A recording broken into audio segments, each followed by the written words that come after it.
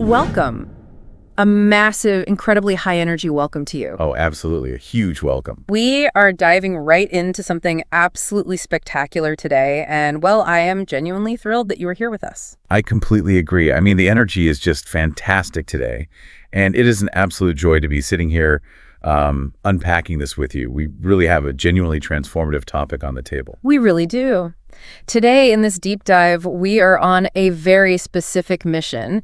We are exploring a fascinating psychological concept known as main character energy. Yes, main character energy. It is such a great term. It really is. And our goal today is to uncover the science of how you can stop living like a, forgotten background extra in your own life. Exactly.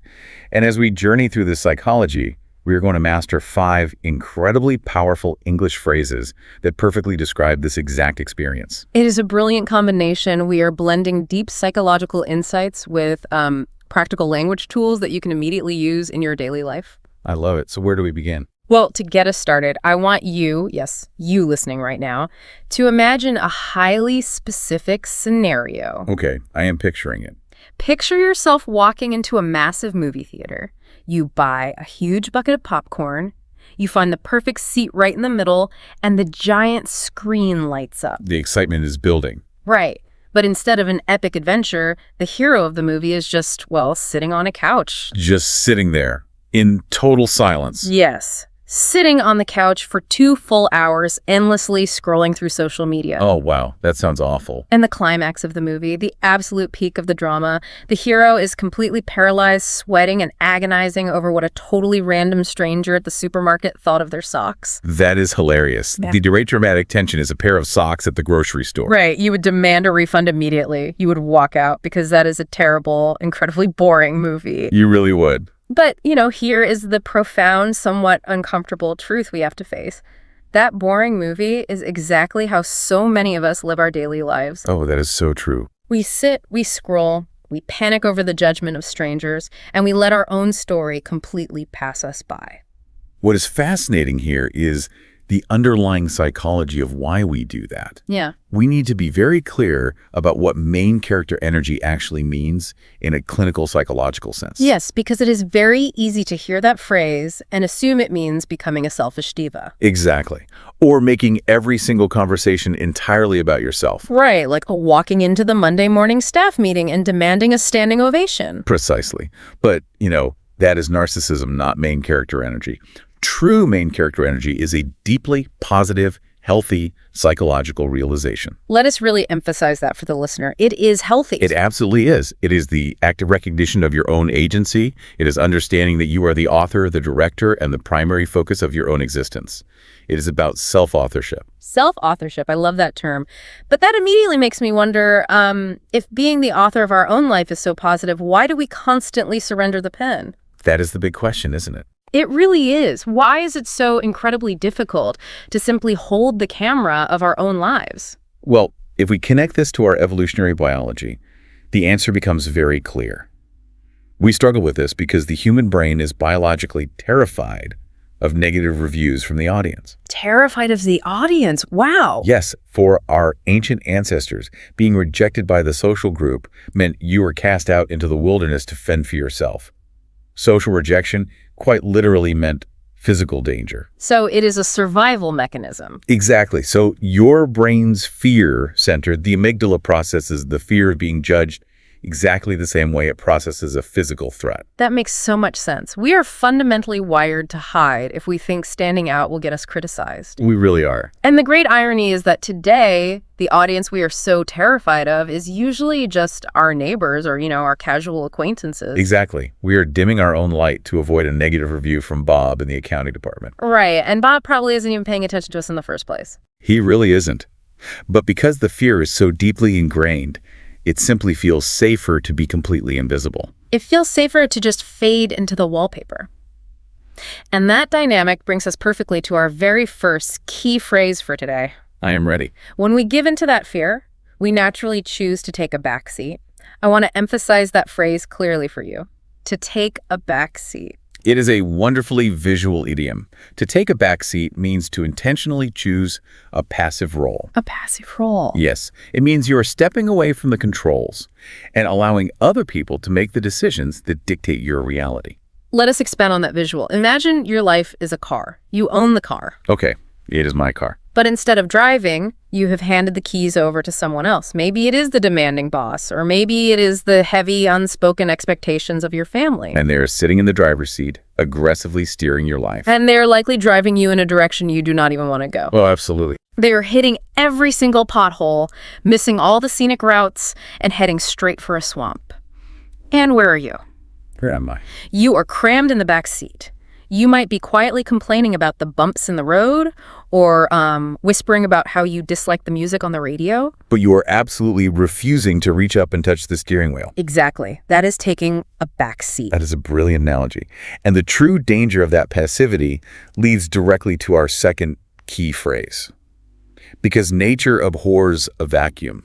Ooh, tell us about the second phrase. When you willingly take a back seat, you inevitably allow other people to steal the show. To steal the show. That is such an evocative phrase. Let us really dig into what that means in this context. When someone steals the show, they attract all the attention, all the praise, and all the focus in a given situation. All the attention. Yes.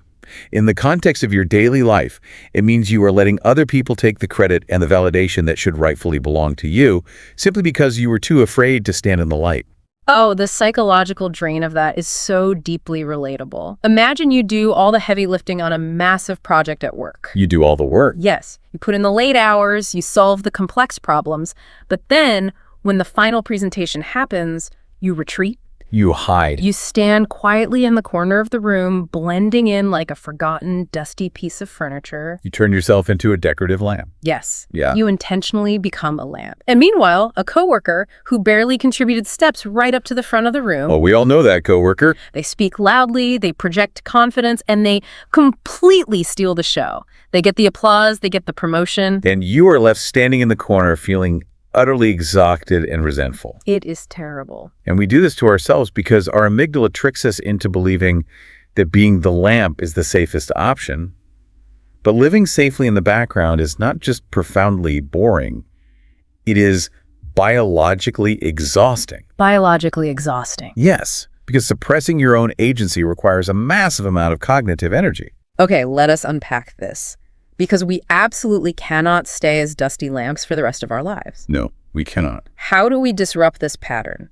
How do we fire the bad writers in our heads who keep handing us this terrible passive script? Well, the first major step in cognitive restructuring is recognizing where you actually have power. You have to actively practice asserting your agency in small, deliberate ways. Small ways. Yes. You have to start making decisions simply because you want to make them. Which introduces our third, incredibly empowering phrase. To call the shots. Listen to the rhythm of that. To call the shots. I love that phrase. To call the shots means to be the person who holds the authority. The authority. Right. It means you are the one making the important decisions, setting the clear boundaries, and actively directing the course of events. Now, wait a minute. I have to push back on this a little bit. Go right ahead. It sounds incredibly inspiring to say, you need to call the shots, but let us be deeply honest about reality. Most of us have strict bosses. We have mortgages to pay. We have endless daily responsibilities. Exactly. How on earth do you call the shots when you are trapped in a cubicle for 40 hours a week and your calendar is completely dictated by other people? That is a crucial, entirely valid challenge. And it is the exact trap most people fall into. The trap. Yes. We assume that calling the shots requires quitting your job, moving to a tropical island, and becoming a millionaire. Right, which most of us cannot do today. Exactly. But true psychological agency is built in the margins of your life. The article we are diving into today offers a spectacularly funny but deeply profound example. Oh, I know the one you were going to mention. It suggests that if you want to feel your own power, you should eat breakfast for dinner. I laughed out loud when I read that in the source material. Eating a massive stack of pancakes at 8 o'clock at night. It sounds absurd, but neurologically, it is brilliant. Tell us why it is brilliant. By simply deciding to pour maple syrup over pancakes while it is pitch dark outside, you are breaking a rigid, unspoken societal rule. You are breaking the rules. Yes, you are reminding your brain, in a very low-stakes environment, that you are entirely capable of making your own rules. I see. You are proving to yourself that the script can be rewritten. If I can eat pancakes for dinner simply because I called the shots, what other invisible rules am I blindly following? Exactly. It creates a ripple effect of neuroplasticity. You begin to realize that your autonomy is not entirely gone. You just stopped exercising it. That is deeply liberating. But, it also leads me to a lingering question. A lot of our lives are made up of incredibly mundane, repetitive tasks. That is very true. We cannot always be eating dinner at night or changing the world. Sometimes we just have to wash the dishes. How do we maintain this main character energy when we are just doing the laundry?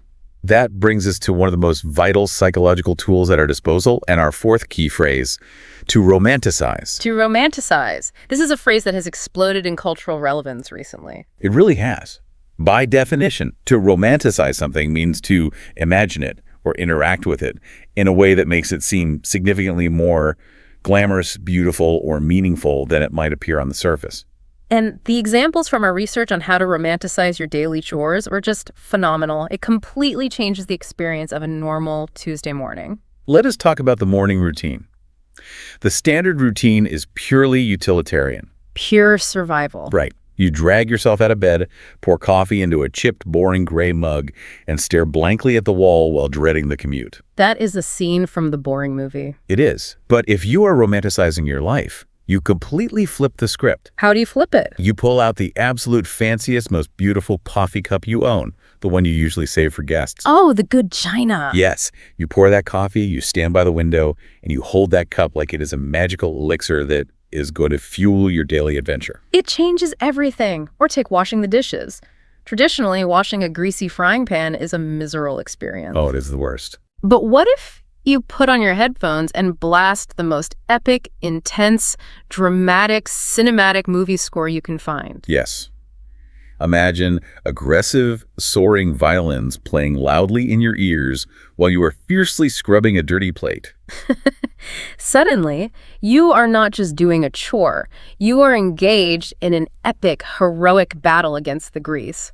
Bubbles are flying everywhere. You are a warrior in the kitchen. I love the image of that. And then when you leave the house to run errands, you do not just shuffle down the sidewalk looking at the concrete. No, you do not. You walk down the street as if a professional high-end camera crew is tracking your every move, filming you in dramatic slow motion. The slow motion walk to the grocery store to buy a carton of milk.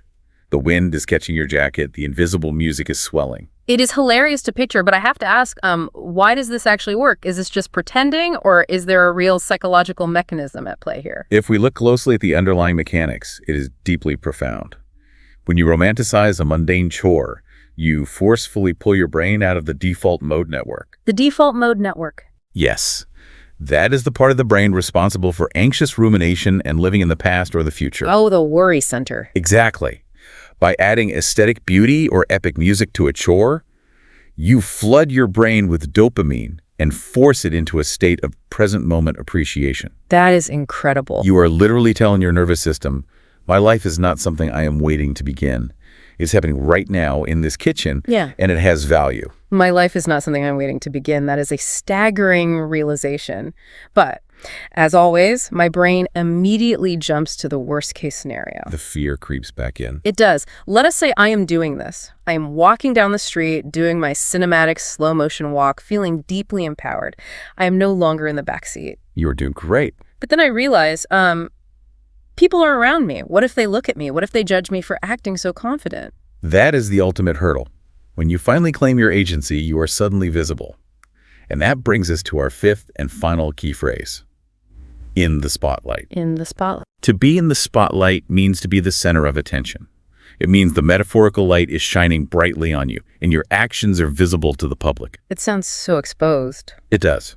When you stop hiding, when you start calling the shots, you inevitably step into the spotlight. And stepping into the spotlight is terrifying because when you start setting boundaries or changing your behavior, people might actually notice. They might. They might say, you are acting differently. You seem too confident. They might say that, but this raises a fundamental question about human perception, and it brings us to the ultimate plot twist from our psychological deep dive today. Oh my goodness, I am practically leaning out of my chair. What is the plot twist? The great secret of social psychology is this.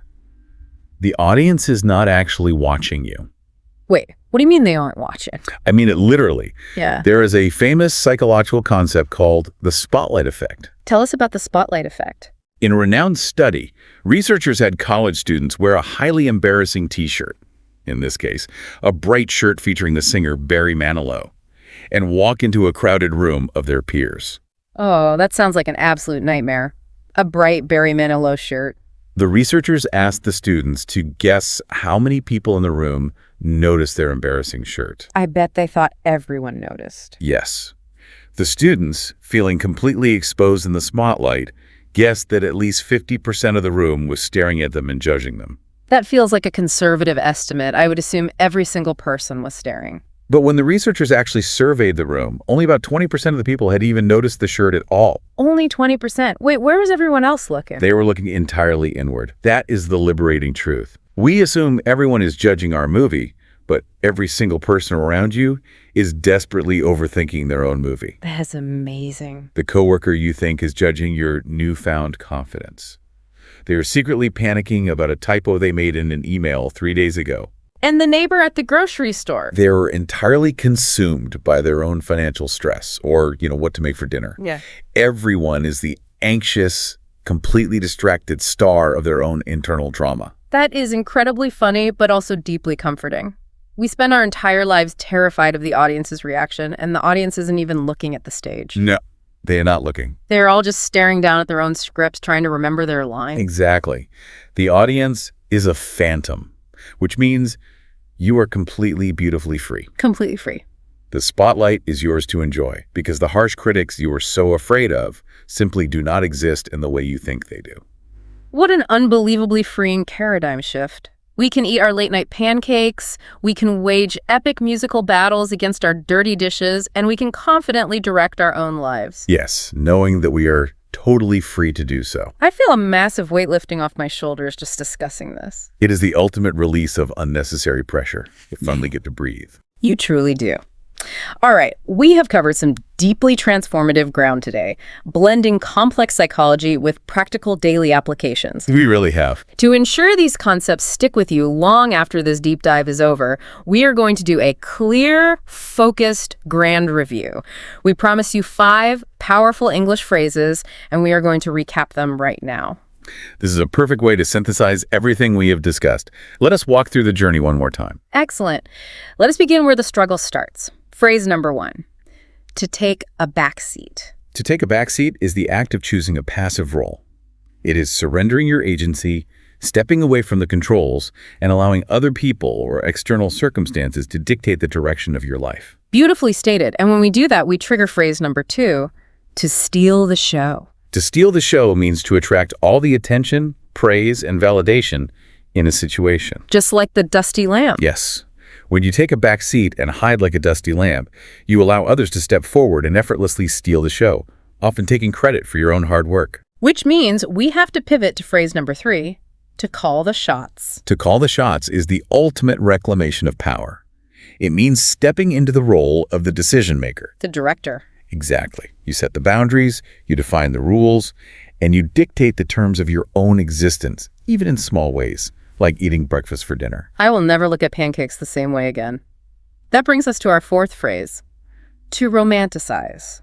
To romanticize means to intentionally view or experience something mundane as glamorous, beautiful, or deeply meaningful. Like the epic dishwashing music. Yes. It is the psychological trick of adding epic music or beautiful aesthetics to a boring chore to force your brain into a state of present moment joy. The cinematic dishwashing. And finally, phrase number 5, in the spotlight. Being in the spotlight means you are the center of public attention. But as we learned today with the spotlight effect, standing in the spotlight shouldn't be terrifying. Because no one is watching. Because the audience is far too busy worrying about themselves to actually judge your performance. Absolutely fantastic. What a rich, empowering set of tools to carry forward. I'm so glad we went on this journey today. Me too. It was wonderful. And before we finally sign off, I want to leave you, yes, you listening right now, with one final deeply provocative thought to carry with you through the rest of your week. And I always love the final thought. What is the question we are taking home? I want you to really think about this. If someone were to sit down in a movie theater right now and the film playing on that massive screen was the unedited story of your life over the last week, Oh, wow. would they be reaching for their phone to fast forward through the boring parts? Or are you living with enough intentionality, enough joy, and enough agency that you are giving them a reason to grab a huge handful of popcorn, lean forward in their seat, and absolutely refuse to look away? Wow. That is a brilliant, challenging perspective. Yeah. Are you giving them a reason to watch? That choice is entirely up to you. So stop waiting for someone else to hand you a permission slip. Yes. Fire the bad writers. Fire the bad writers in your head. Throw out the old script and start making your own rules. It is time to start acting like the hero you were always meant to be. Absolutely. Thank you so incredibly much for joining us on this deep dive today. Have a beautiful, empowered, main character energy kind of week. Step into the spotlight and enjoy the show. Goodbye, everyone.